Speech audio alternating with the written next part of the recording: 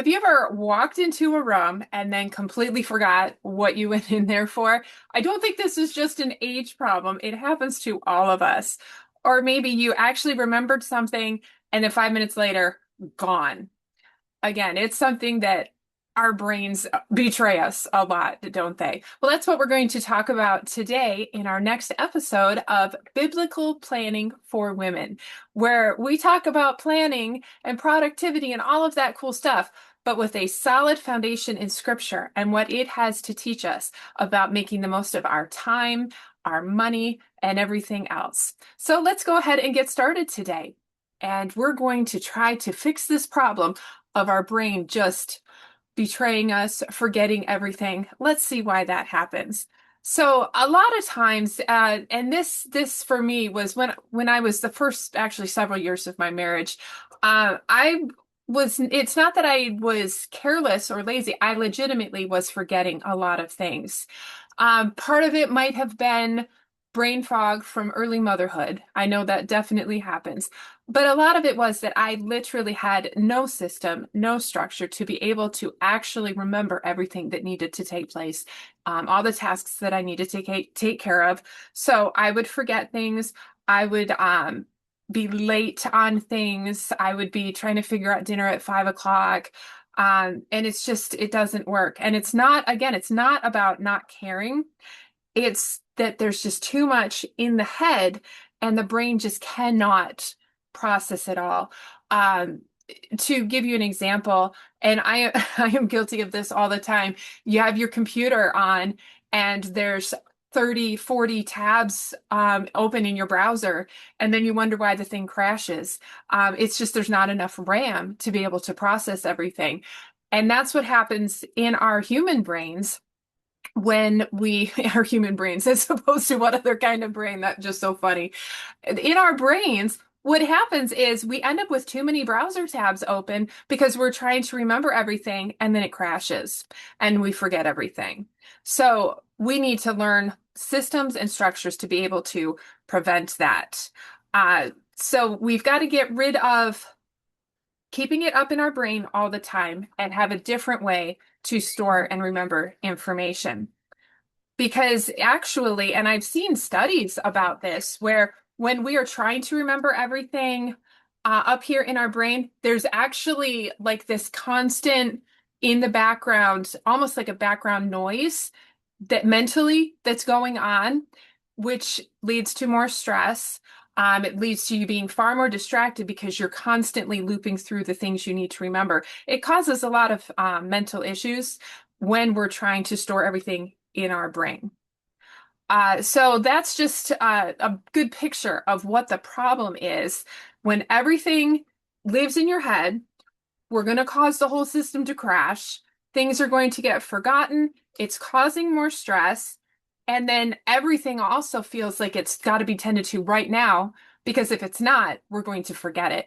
So there is definitely a better way, though. And the key for me, the turning point in my own life was when I learned to start writing things down. That changes how our mind works.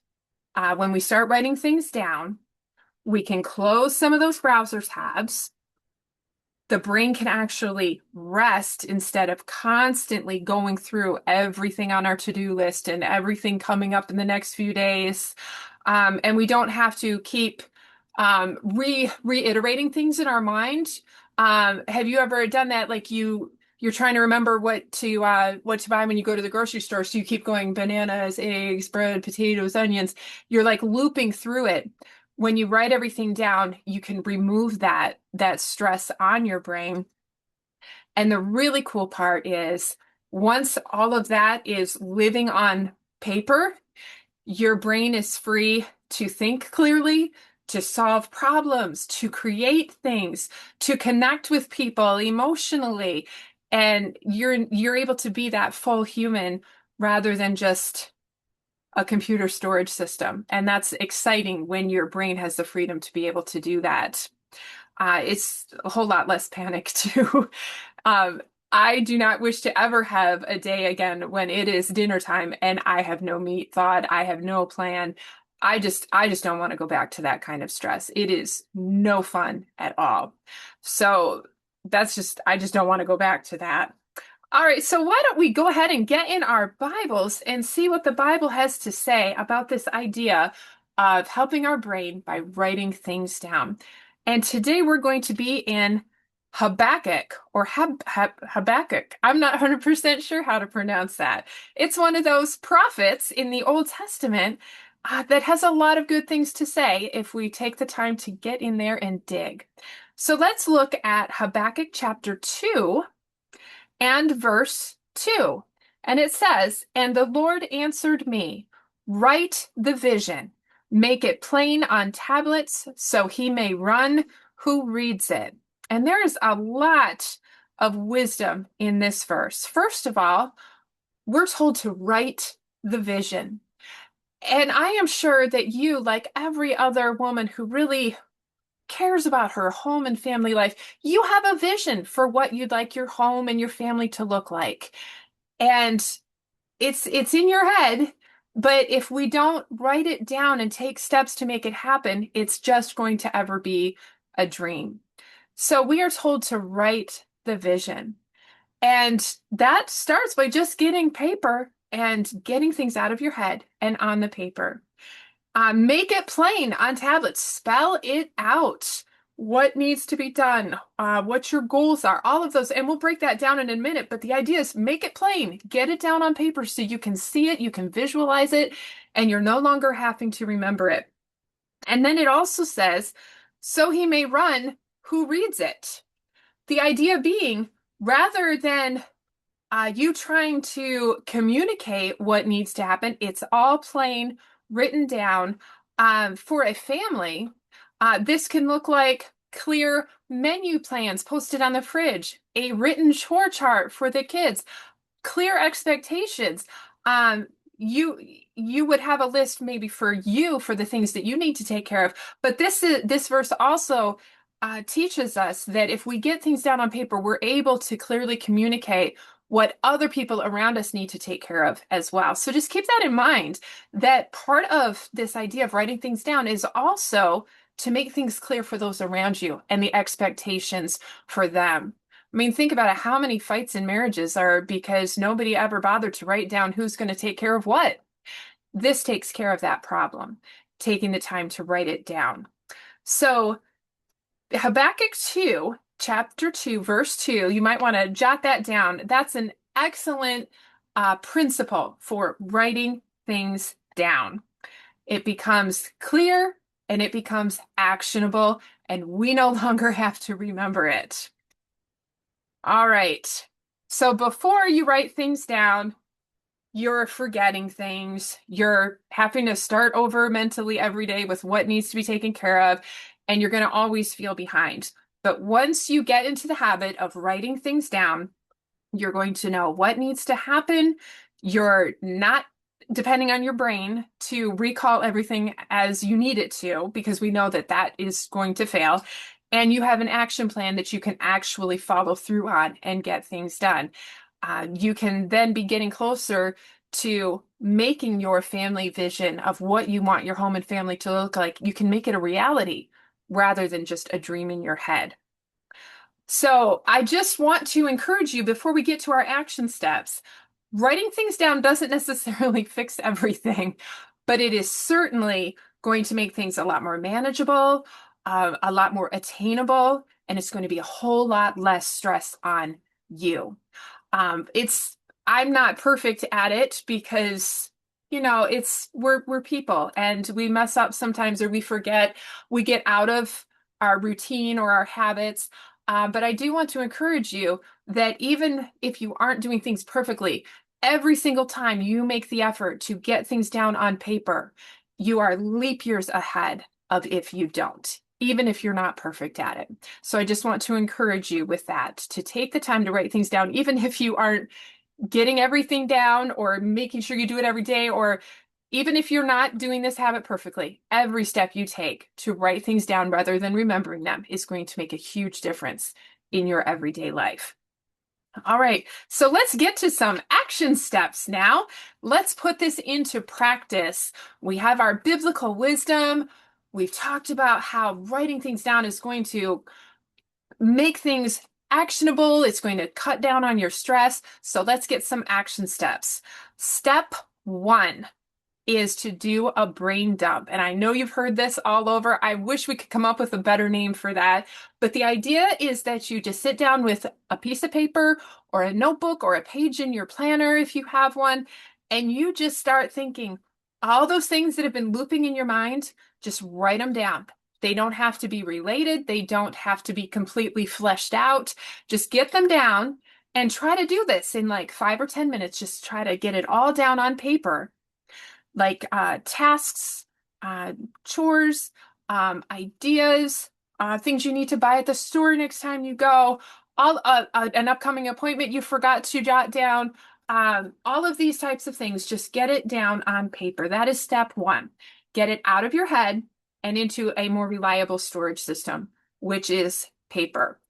And maybe in a future episode, we'll talk about digital versus physical, but for the most part, I recommend that you use physical systems for planning and writing things down. There's something in the brain that just works better with physical pen and paper over digital.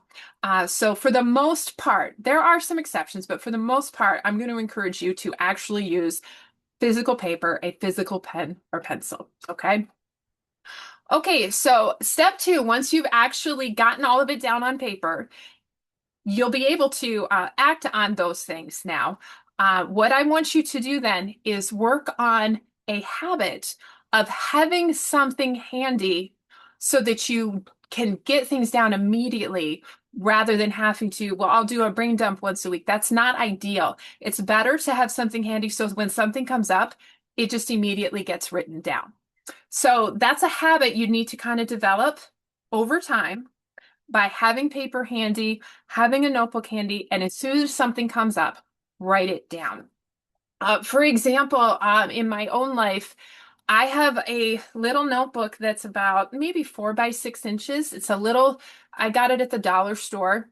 That is my ongoing shopping list. And I have the kids trained, and I'm trained that when something needs to go on the shopping list, they know to write it in the next blank page so that when I go to the store, those little things like we're running low on butter, it gets written down and we're not trying to remember everything right before I go to the store. And it has helped tremendously in making sure we get everything that we need. So even if you have, just as you're learning and developing this habit, even if you have a little notebook that you can carry with you, keep by you where you drink your coffee, whatever works for you, and you may need to play with it a little bit. Have something that you can just write things down in, a way to capture those to-do items, those grocery items. I need to make a call or I need to write notes from this call I received. Keep that handy so that you always have something to write things down on. And the third thing, the third step of learning to write things down, this is something I sometimes tease my mother-in-law on because when I would go to her house years ago, she had a piece of glass over her table by her chair, and she literally would write things on little pieces of paper and tuck it under the glass. And there would be papers, little papers like Post-it note size all over. Um, and it was just it is not a good method at all because those get lost. Which little piece of paper did I write this on?